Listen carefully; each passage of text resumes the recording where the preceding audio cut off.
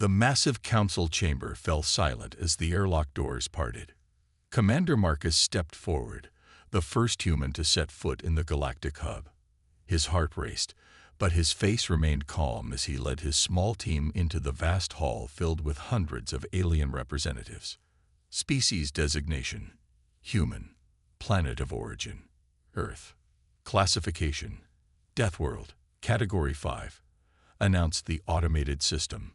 Murmurs rippled through the chamber. Many representatives shifted uncomfortably in their seats or moved back slightly. Marcus noted their reactions with interest.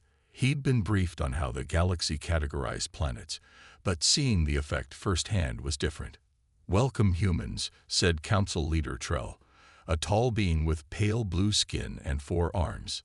"We commend your bravery in traveling through deep space. Few species from Category 5 worlds ever achieve interstellar travel."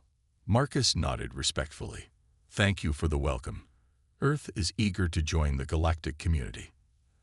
As the diplomatic formalities continued, Marcus noticed a slender alien with large dark eyes studying him intently. While others kept their distance, this being seemed fascinated, taking notes on a transparent tablet. Later, during the reception, this same alien approached Marcus. "Fascinating," the being said, circling him slowly. "You show no signs of distress in our standard atmosphere. Most Deathworlders require breathing apparatus or pressure suits." "We're quite comfortable, thank you," Marcus replied. "And you are?" "Dr. Gray, Council Science Division.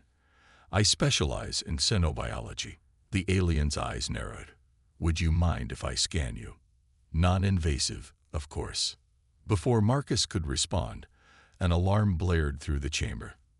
Emergency lights flashed as a voice announced, "Environmental systems failure. Gravity increasing to 1.8 standard. Oxygen levels decreasing." The chamber erupted in panic.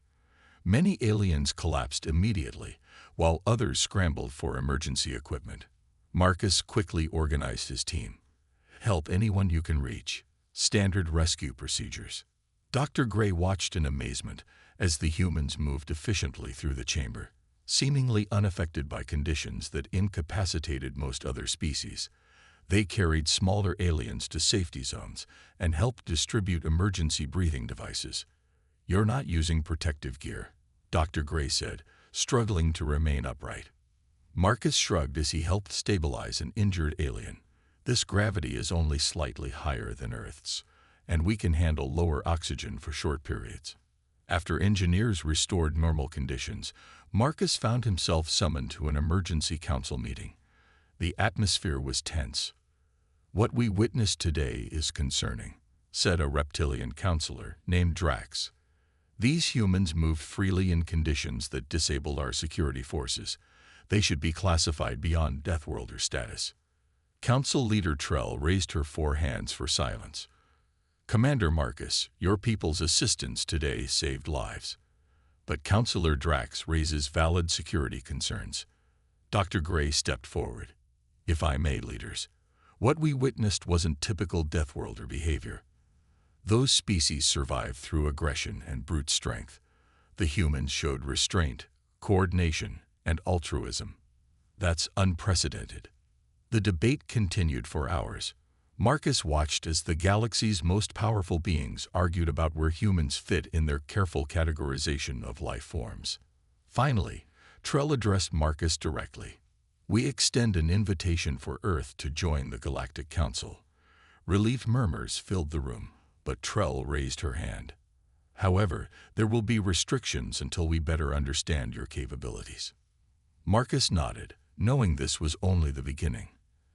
As the session ended, Dr. Gray approached him again. "Commander, what happened today will change everything," Dr. Gray said. "For centuries, we've feared Deathworlders. But your people are different. You're not just survivors, you're helpers." Marcus smiled. "That's the thing about Earth, Doctor. Our world didn't just make us strong. It taught us that strength means nothing without compassion." As they looked out at the stars through the massive viewing window, both knew that the galaxy would never be the same. The era of Deathworlders, with all its fear and prejudice, was ending. Humanity had arrived. The artificial gravity on Starbase 7 felt slightly lower than Earth standard, but Captain Lisa Foster moved comfortably through the crowded corridors. 1 year after first contact, humans had established their presence in the galactic community, though not without challenges. "Watch where you're going, Earthling," growled a Razak warrior, its scaled hide bristling as Foster accidentally brushed past. Standing nearly 8 feet tall with armored plates and claws, the Razak were among the most feared species from what had previously been classified as Deathworld planets.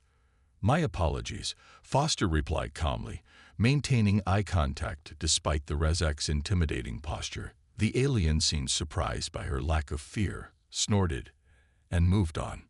Foster continued toward the command center where her crew awaited assignment. The human mining vessel Pioneer had been contracted to help with resource extraction in the Centauri Belt, a job typically reserved for Deathworlder species due to the harsh conditions. Captain Foster greeted Station Commander Lox, a gelatinous being who communicated through color patterns and a translation device. "Your crew is cleared for departure, though I must express concern about the mission parameters." "We've reviewed the conditions," Foster replied. "Nothing we can't handle." Lox's body rippled with skeptical blues and purples. The Centauri Belt has radiation levels that require special shielding for most species. Even the Razak use protective gear. Foster smiled. "We've brought our own equipment, Commander. Earth radiation protocols are quite thorough." As the Pioneer departed for the asteroid belt, Foster's second-in-command, Tom, reviewed the mission details. "Interesting that they doubt us when humans have been working in radiation environments for centuries." "They're still figuring us out," Foster replied. "We don't fit neatly into their categories." 3 days into the mining operation, emergency signals blared across all communication channels. A major accident had occurred on the far side of the belt. A mixed-species mining crew was trapped after their facility suffered a catastrophic failure. "This is Captain Foster of the Pioneer. We're closest to your position. Preparing rescue operations." "Negative human vessel," came the response from Starbase 7. "Conditions at the site include toxic gas release and radiation spike. Wait for properly equipped Razak rescue teams." Foster exchanged glances with Tom. "We are properly equipped. Pioneer out." The human vessel arrived at the stricken facility 30 minutes before any other ships could reach it. Scans showed 5 life forms still alive inside, including 3 Razak miners. Environmental readings were extreme, radiation levels that would require heavy shielding, temperatures approaching 200 degrees Celsius, and atmosphere turned caustic by chemical reactions. "Suits on, team," Foster ordered as they prepared the rescue operation. Standard Earth protocols for nuclear disaster zones. When Foster's team cut through the outer hull, they found the trapped miners in shock, not just from their injuries, but from seeing humans enter an environment that had incapacitated even Razak warriors. "How are you standing?" asked one Razak, its powerful body weakened by the conditions. Foster simply focused on the rescue, helping stabilize the injured aliens and bringing them aboard the Pioneer. By the time the official rescue vessels arrived, the humans had already treated the worst injuries and stabilized the survivors. News spread quickly. At Starbase 7, Commander Lox greeted the returning Pioneer with a display of impressed yellow and white patterns. More surprisingly, a delegation of Razak waited in the docking bay. Their leader, scared and imposing, approached Foster. "We have misjudged your kind. The strongest Deathworlders could not have done what you did today." Foster shook her head. "We're not special. Humans have been cleaning up disasters for centuries. We've learned to adapt." The Razak warrior made a gesture of respect. "Perhaps the Council's classifications need revision. You are not merely Deathworlders. You are something we have not encountered before." As Foster watched humans and aliens working together to treat the injured, she realized perceptions were changing across the galaxy. The barriers built on fear of the unknown were beginning to crumble. "No," she said quietly. "We're just humans. and we're here to help." Ambassador Jack straightened his formal attire as he approached the Grand Council chamber. 6 months after the Centauri Belt rescue, humanity's position in the galactic community had evolved from curiosity to emerging power. As Earth's chief diplomat, Jack navigated political waters that were literally alien to human experience. "The human representative may approach," announced the chamber's AI in multiple languages. Jack walked forward, careful to maintain the precise 27 steps of approach that Merlian tradition demanded. He had spent weeks memorizing the customs of all 16 principal council species. Unlike his predecessors from other worlds, he couldn't rely on implants or neural aids. The council had deemed such technology too dangerous for humans after witnessing their natural capabilities. Ambassador Jack, Council Leader Trell greeted, her 4 arms positioned in the formal welcome gesture. "We recognize Earth's petition for expanded settlement rights." Before Jack could respond, Commander Vex rose from his seat. The imposing Kronax military leader's exoskeleton clicked as he moved. "I object to this petition. The humans have been among us barely 18 months, yet they seek privileges that took the Razak a century to earn." Murmurs rippled through the chamber. Jack remained calm, though he noted the tension with interest.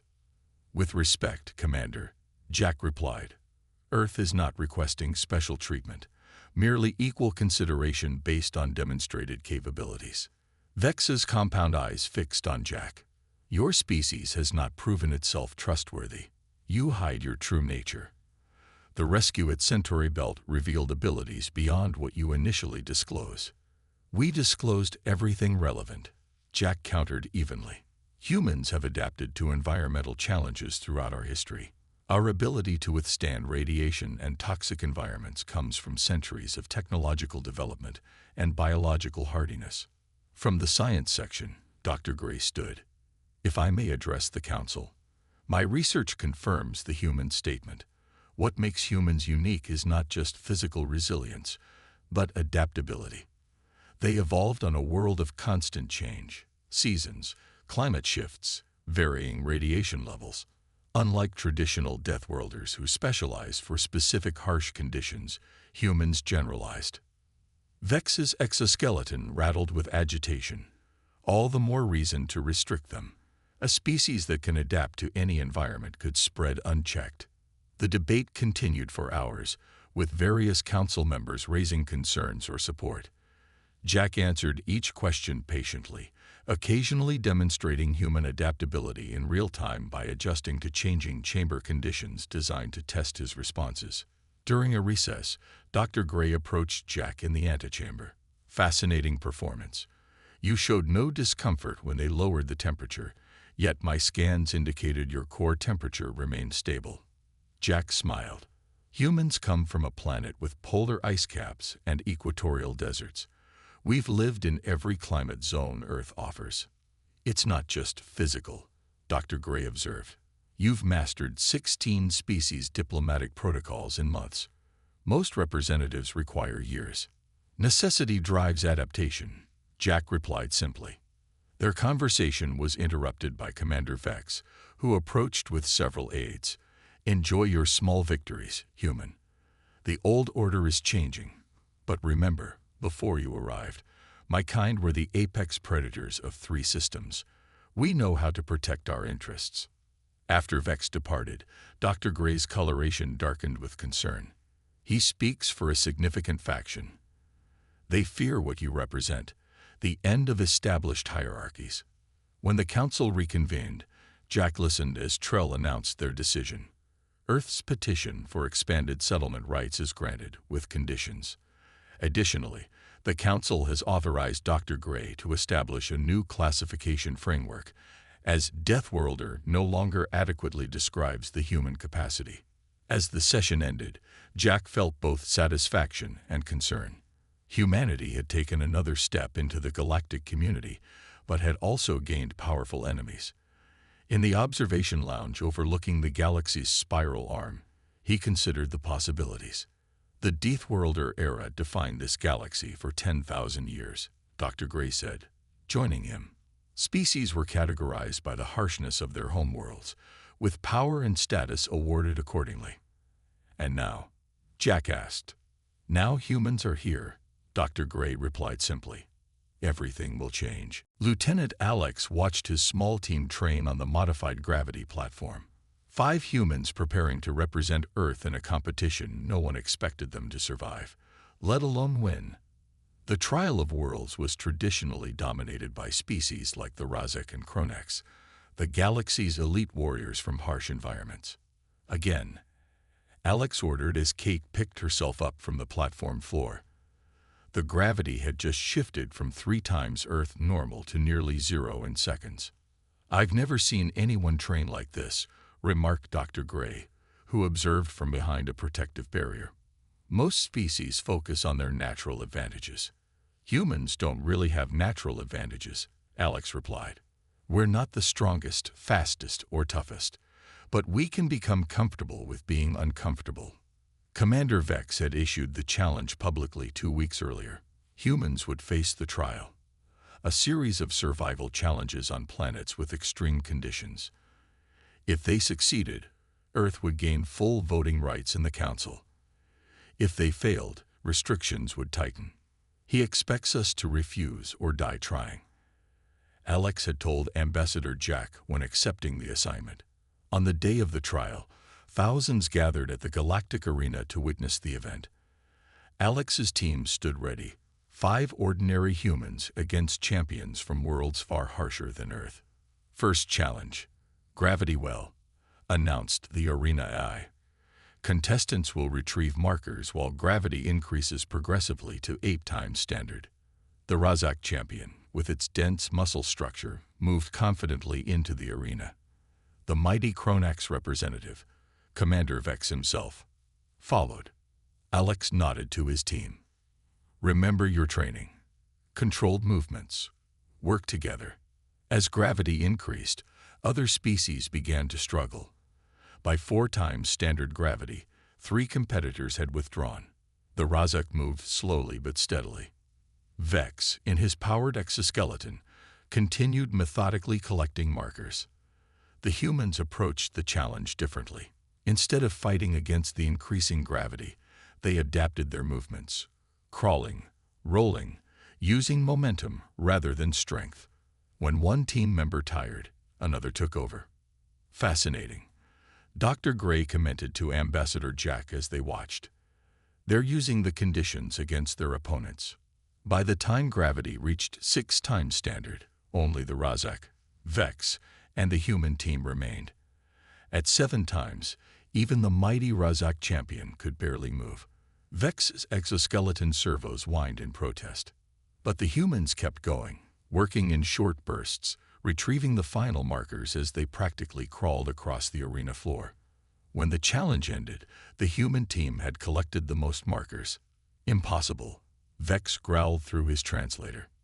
The next challenges tested tolerance to extreme temperatures, toxic atmospheres, and radiation levels. In each case, the humans employed different strategies than their competitors.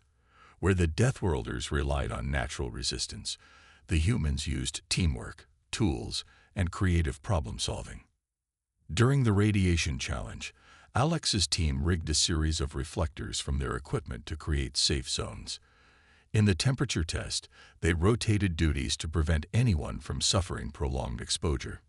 The final challenge combined all elements, a race through an environment that shifted unpredictably between extremes. Here, the human capacity for quick adaptation proved decisive. While other species excelled in specific conditions but struggled when they changed, the humans adjusted constantly. When Alex crossed the finish line first, the arena fell silent. Then, gradually, applause spread through the alien crowd. In the recovery area, Dr. Gray approached the exhausted human team. You've changed everything today.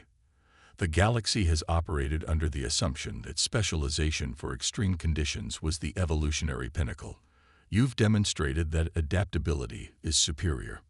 Commander Vex approached, his exoskeleton damaged, but his pride more so. You did not win through strength or natural gifts. Alex smiled through his exhaustion.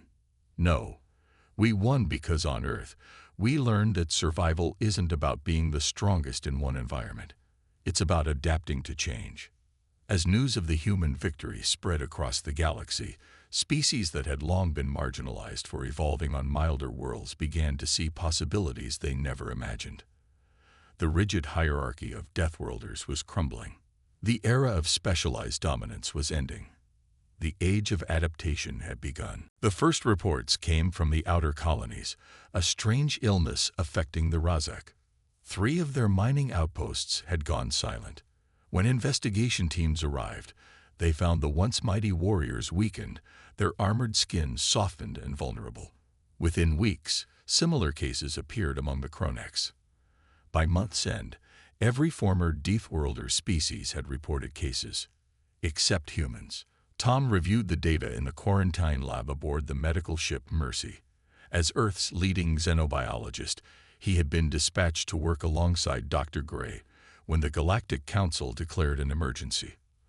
"The pattern makes no sense," Tom said, examining tissue samples. "The disease targets specific genetic markers common to species from high-gravity, high-radiation worlds." Dr. Gray's color patterns shifted to concerned purples, yet humans from similar conditions remain unaffected. "Which is why half the galaxy now suspects we created this," Tom replied grimly. The accusation had spread faster than the disease itself. Commander Vex, though weakened by the illness, had been the first to publicly blame humans. Too convenient, he had declared in an emergency council session. They proved themselves in the trial of worlds, and suddenly all other resilient species fall ill. The lab door slid open as Ambassador Jack entered, his face tense. "The Council votes tomorrow on mandatory quarantine for all humans. Vex's faction is gaining support." "We need more time," Tom insisted. "The disease structure is unlike anything I've seen, but there's something familiar about the delivery mechanism." "Familiar how?" Jack asked. Tom pointed to the microscopic images. "It doesn't spread like a natural pathogen. It activates in response to specific environmental triggers, almost like a weapon," Dr. Gray finished, body pulsing with realization. "An ancient weapon." Working through the night, Tom and Dr. Gray pieced together the evidence. The disease had first appeared near an abandoned mining operation in a system with pre-council ruins. Carbon dating placed the ruins at over 50,000 years old. "The archives mention a species called the predecessors," Dr. Gray explained. "They seeded defense systems across their territory before disappearing. Systems designed to activate if their worlds were colonized by certain genetic profiles. And our trial of worlds victory somehow triggered it." Jack asked. "More likely the power shift," Tom suggested. "These ruins contain quantum entanglement technology. Our changing status in the galactic hierarchy may have activated dormant systems." When they presented their findings to the Emergency Council, Vex's faction remained skeptical. Though weakened by his symptoms, the Kronax commander still commanded respect. "Convenient explanations," he rasped. "Even if true, the humans remain immune while we suffer. Quarantine them until we determine why." Council leader Trell, herself showing early symptoms, raised her 4 hands for silence. "If Ambassador Jack's team is correct, humans may be our only hope for a solution. Quarantine serves no purpose." The debate grew heated until Tom stepped forward. "I've isolated the pathogen's mechanism. It targets specific genetic adaptations, the very traits that make Deathworlders formidable. Humans evolved differently. We adapted through behavior and technology more than biology." "Can you create a treatment?" Trell asked. "Possibly," Tom replied. "Human antibodies show promising results in preliminary tests. With Dr. Gray's help, we might engineer a cure." "More human interference," Vex growled. "How do we know this isn't the next phase of their plan?" A Razak counselor, visibly weakened, rose slowly. "Because they have nothing to gain.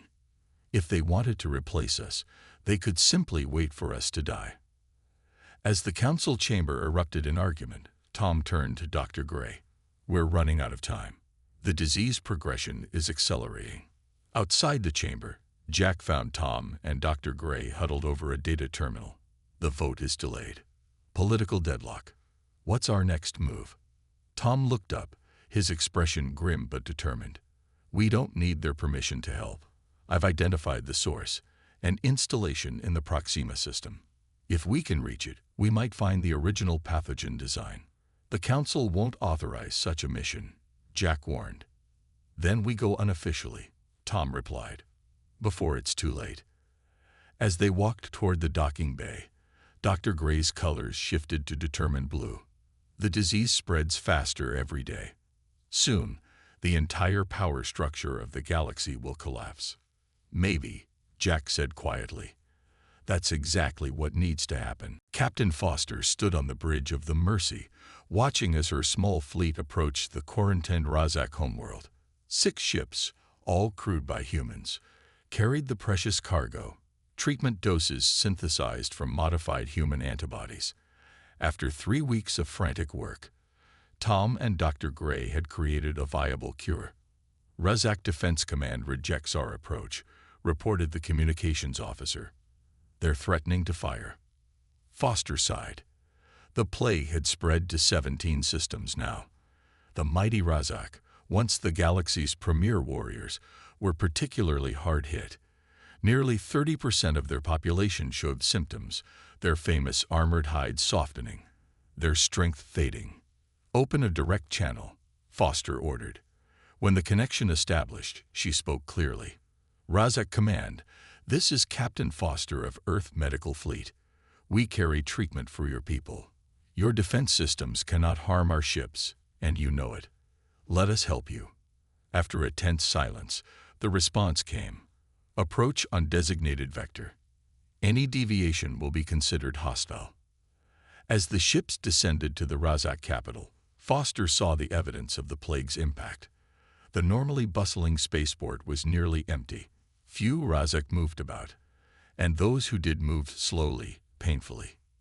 The reception committee consisted of a dozen armed guards and one familiar face, the Razak warrior who had acknowledged the humans after the Centauri Belt rescue. Captain, the Razak said, its voice weaker than Foster remembered. Your presence is unexpected. We come with treatment, Foster replied simply. Your council representatives refused our help. We came anyway. Why? The Razak demanded, suspicion evident despite its weakened state. Because that's what humans do, Foster answered. The distribution began immediately. Tom had designed the treatment to be administered through simple airborne delivery systems. Each human ship carried enough for a major population center. Similar operations are underway on 6 other worlds, Foster explained as they worked, including Kronex Prime. The Razak commander's eyes widened. Vex's homeworld. He leads the anti-human coalition.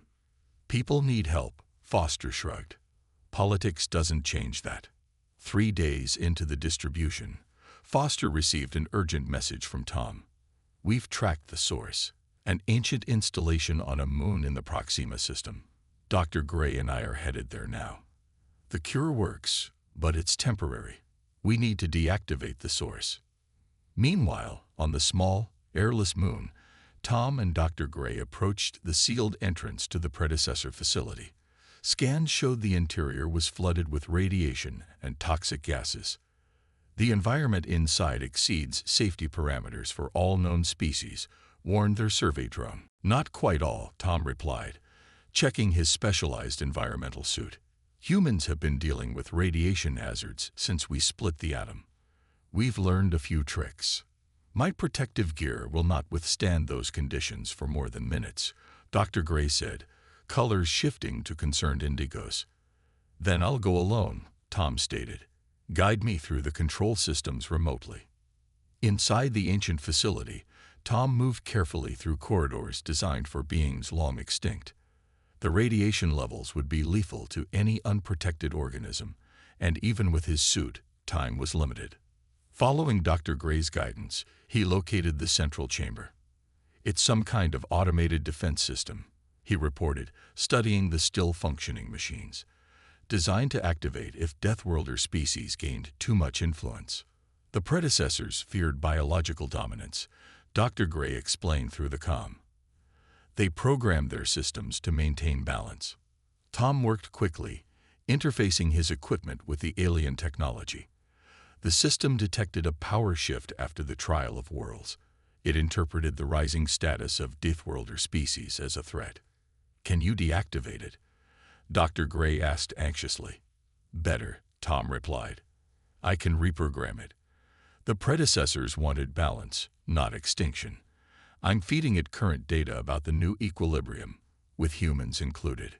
As radiation alarms blared in his suit, Tom completed the final adjustments. The ancient machines hummed, processing the new parameters.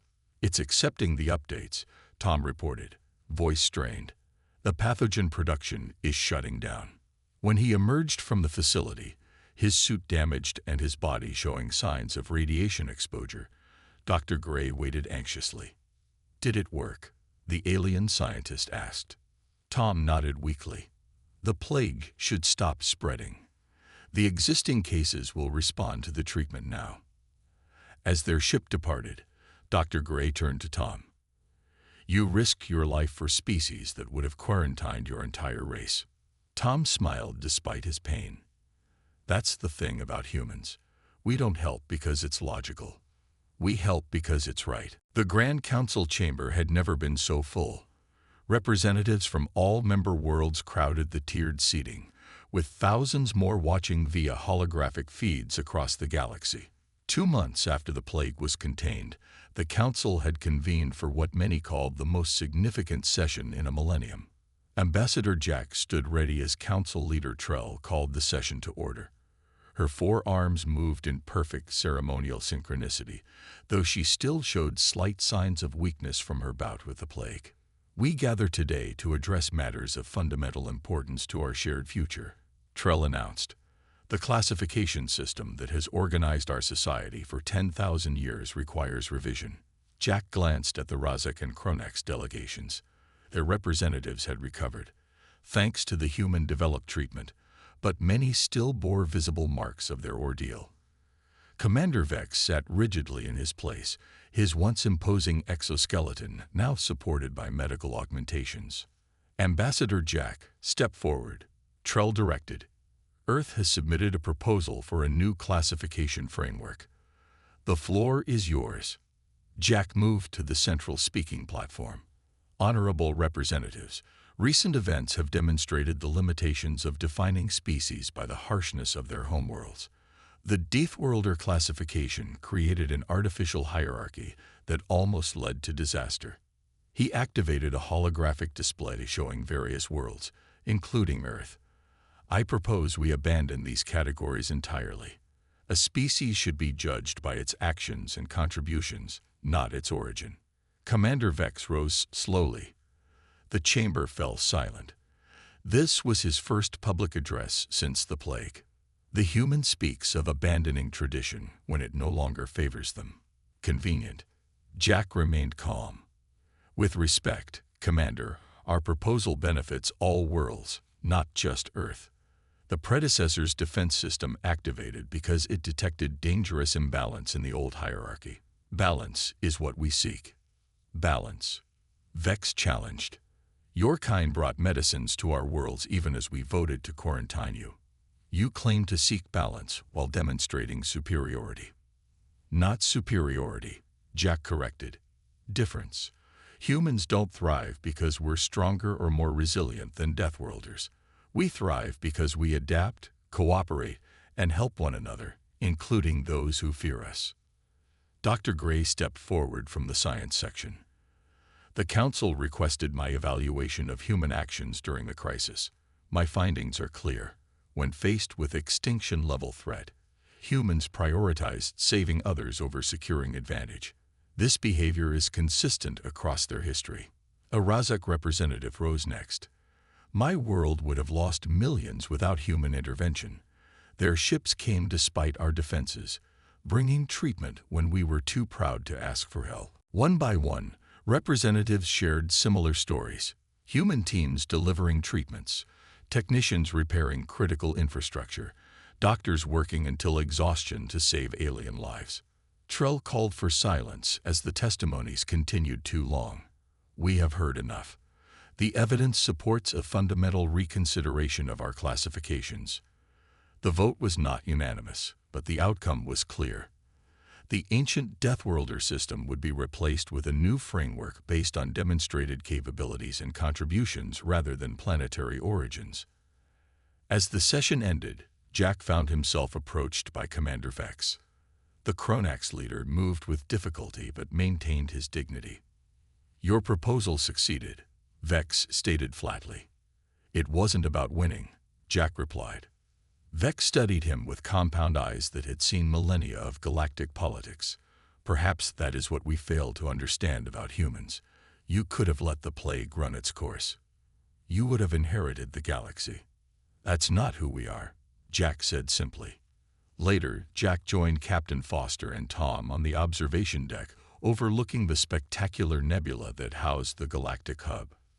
Tom still showed signs of radiation exposure from his mission, but was recovering well. "So what happens now?"